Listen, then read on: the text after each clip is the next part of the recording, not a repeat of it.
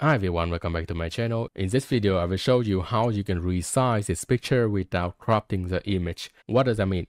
You have this image right here, you will resize to full page like this and you will lose all the top and the bottom of the image. So if you resize this image and don't crop any part of the original image, you will see we have the white part over here, and with free account, you cannot resize the project size because you can see we have the pro icon over here. So how you can do it is very easy. Now you choose this image and you will see we have the position over here. You can see we have the width and height. I will create a new Canva project using this width and height. I will choose file here and create a new design. Now you will navigate to custom size. We can fill in the width and the height. I will fill in the width of my image and also the height of my image, and all of that will be in pixel. Okay, now I will create a new design.